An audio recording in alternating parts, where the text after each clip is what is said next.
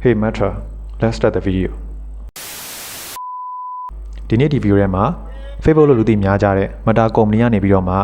အခုလာမယ့်အော်တိုဝါလာ10ရက်နေ့မှာတရားဝင်ထုတ်ရောင်းတော့မယ့် Metaverse နဲ့ချိတ်ဆက်လို့ရမယ့် product တွေအကြောင်းကိုပြောပြပေးသွားမယ်။ပထမဆုံးတစ်ခုကတော့ Meta ရဲ့ VR ပါ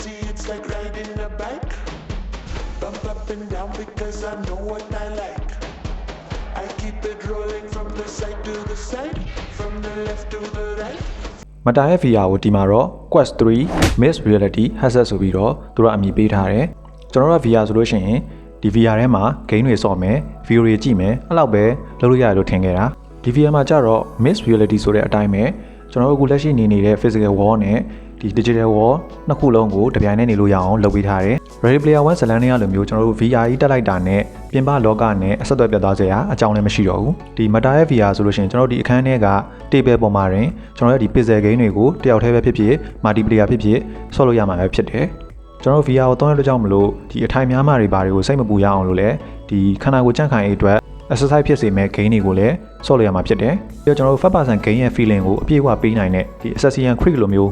game မျိုးတွေကိုလည်းဒီထဲမှာဆော့လို့ရမှာဖြစ်တယ်။ပြီးတော့လူတွေအများကြီးနဲ့ online မှာတပြိုင်တည်းဆော့လို့ရမယ် Roblox လိုမျိုး game မျိုးတွေကိုပါဆော့လို့ရတယ်လို့သူတို့ကပြောထားတယ်။ကျွန်တော် VR သုံးပြီးတော့ကျွန်တော်အခန်းထဲမှာတင်ဒီ UFC လိုပွဲမျိုးတွေပြီးတော့ basketball ပွဲတွေကို live အနီးကပ်ကြည့်လို့ရမှာပဲဖြစ်ပါတယ်။နောက်ပြီးကျွန်တော်တို့ရဲ့ Facebook နဲ့ Instagram မှာတင်ထားတဲ့ကျွန်တော်တို့ရဲ့ပုံတွေဒီ story တွေကိုလည်းဒီ VR ဝတ်ထားတဲ့အချိန်မှာဆိုလို့ရှိရင်ကျွန်တော်တို့ဒီအခန်းရဲ့နေရန်တွေဒီ table တွေပေါ်မှာတင်ချိတ်ဆွဲထားလို့ရမှာပဲဖြစ်ပါတယ်။ကျွန်တော်ဒီဈေးနှုန်းအနေနဲ့ Quest 3 Mixed Reality Headset ကဆိုလို့ရှိရင်တော့ဒီ$499သာကျတင်မှာဖြစ်ပြီးတော့အခုလာမယ့်အော်တိုဘာ10မှာ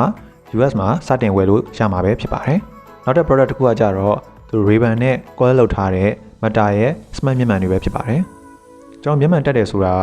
ကမျက်လုံးပါဝါကြောင့်ရယ်နေကာဖို့အတွက်နဲ့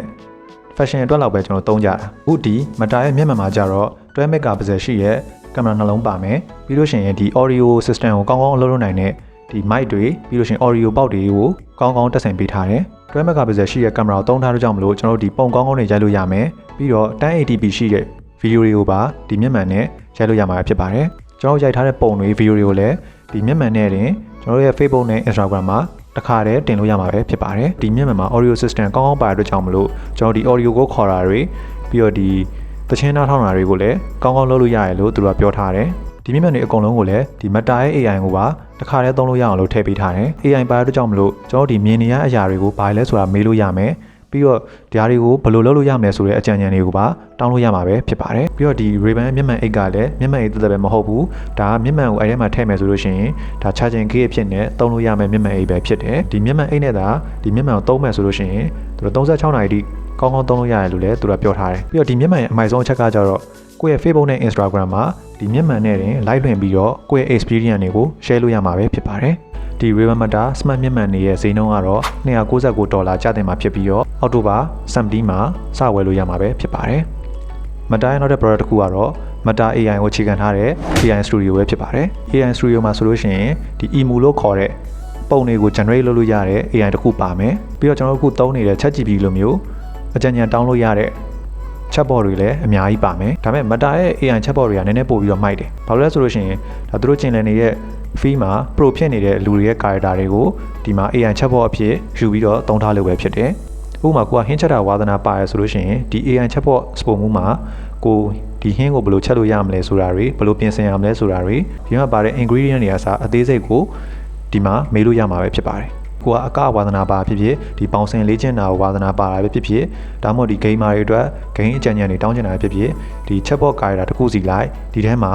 မေးလို့ရမှာဖြစ်တယ်။ AI chatbot ထဲမှာဆိုလို့ရှိရင်ဒီနာမည်ကြီး rapper တယောက်ဖြစ်တဲ့ Snoop Dogg ပါမယ်။ပြီးရင် YouTube မှာ number 1ဖြစ်တဲ့ Mr. B လိုလူမျိုးတွေပါထည့်ပြီးတော့ collab လုပ်ထားတာကိုတွေ့ရမှာဖြစ်ပါတယ်။ Okay ဒီ Meta ရဲ့ product တွေထဲမှာဆိုလို့ရှိရင်တော့ကျွန်တော်အနေနဲ့ဒီ Ray-Ban Meta Smart Glass ကိုတော်တော်လေးသဘောကျနေတယ်။ Smart Glass ကသူတို့တကယ်ထုတ်တဲ့အချိန်မှာအခုလိုမျိုးစွမ်းဆောင်မှုပေးနိုင်လားဆိုတာကိုတော့ဆက်ပြီးစောင့်ကြည့်ရမှာပဲဖြစ်ပါတယ်။ So